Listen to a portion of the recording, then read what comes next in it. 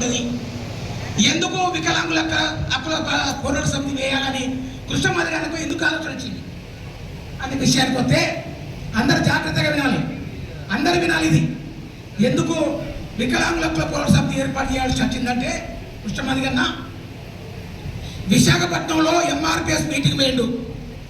విశాఖపట్నంలో ఎంఆర్పిఎస్ మీటింగ్ అయిపోయింది. మీటింగ్ అయిపోయిన తర్వాత మీటింగ్ జరుగుతున్న క్రమంలో వికలాంగులకు 10 మంది విశాఖపట్నంలో ఉన్న హాస్టల్లో చదువుతున్న, పీజీలు చదువుతున్న, డిగ్రీలు చదువుతున్న వికలాంగులందరూ వచ్చి అక్కడ పక్క పొంటి నిలబడ్డారట. ఇట్లా నాలాగా కృష్ణమాది గారు మాట్లాడుతుంటే ఆ పక్క పొంటి మొత్తం మీటింగ్ స్టార్ట్ అయిన కాలం మొదలుకుంటే చివరి దాకా నిలబడ్డారట. అయిపోయిన తర్వాత తమ్ముడు అసలు మీకు ఏం కావాలని చెప్పేసి మందకృష్ణమాది గారిన వికలాంగులను అడిగాడు. అడిగితే వికలాంగులు ఏం చెప్పారంటే, అన్న వికలాంగుల రాజకీయ నాయకులకు వికలాంగుల ఓట్లు కావాలి, వికలాంగులకు వచ్చి ఏదైనా భక్తులేకో ఏదైనా కార్యక్రమం ఉంటే ఏదైనా కార్యక్రమం చేసుకోవడానికి వికలాంగులు కావాలి. కానీ ఎవరు కూడా మా వికలాంగుల గురించి పట్టించుకోవట్లేదు, మీరన్నా పట్టించుకోండి అన్న, ఒకసారి మా హాస్టల్ రండి, మా హాస్టల్కి వచ్చి చూడండి అని చెప్పేసి మందకృష్ణమాది గారు విశాఖపట్నంలో వికలాంగులు ఒక 20 మంది చదువుకున్న విద్యార్థులు కలిశారు. కలిస్తే ఆ రోజు 1 గంటకు రాత్రి 12-1 గంటకు హాస్టల్ వేడు.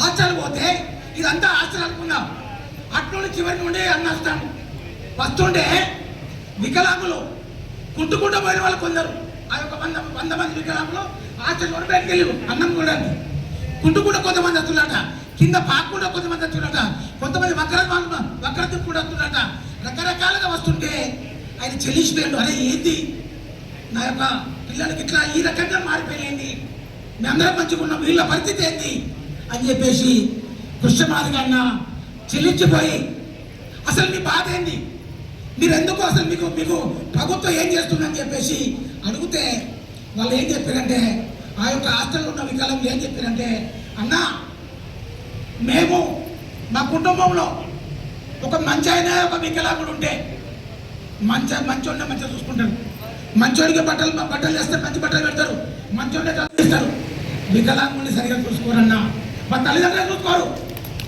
మా తల్లిదండ్రులు మమ్మల్ని చూసుకోరు, ప్రభుత్వం కూడా అట్లే చూస్తుంది, అంటరాని వారిగా చూస్తానన్నా ప్రభుత్వం కూడా.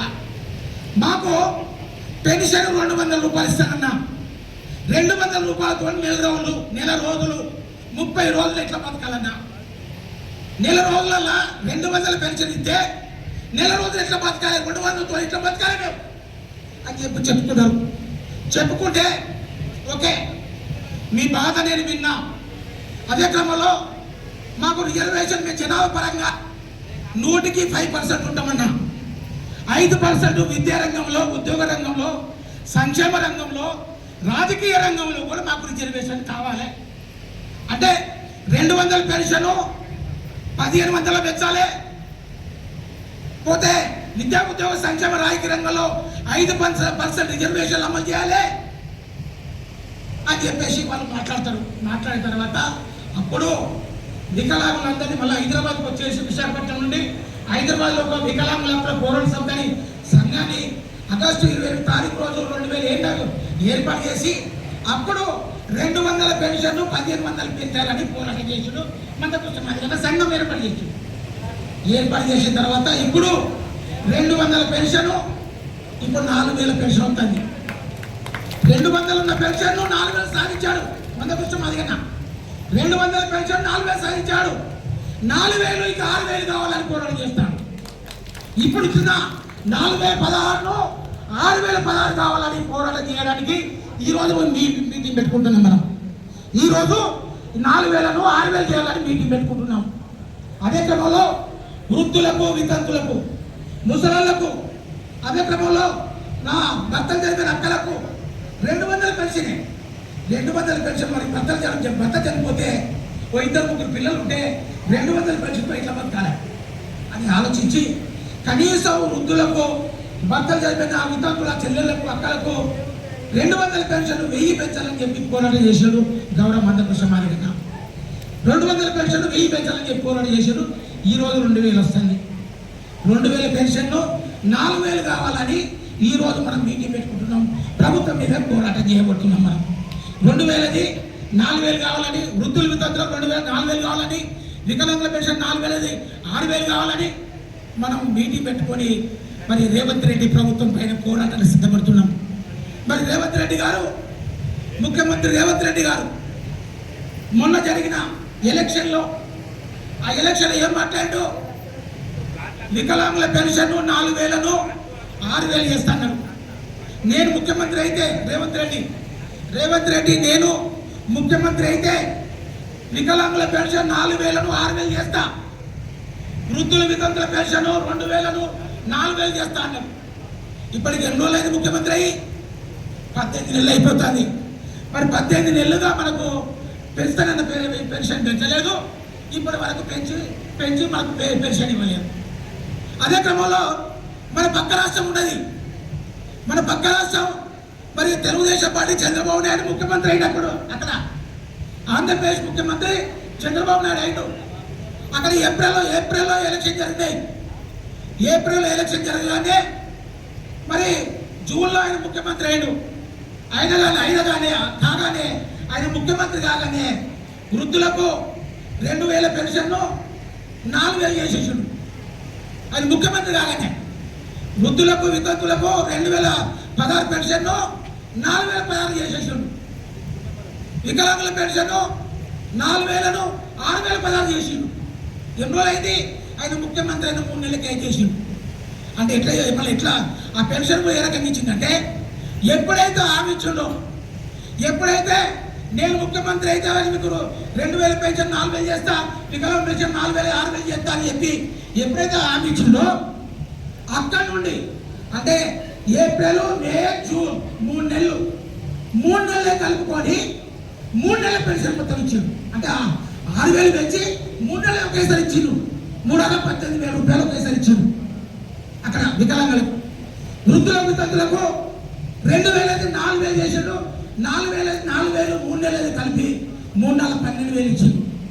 అంటే ఇక్కడ ముఖ్యమంత్రి అయ్యి రేవంత్ రెడ్డి 18 నెలలు అయిపోతుంది. 18 నెలలు అవుతుంది.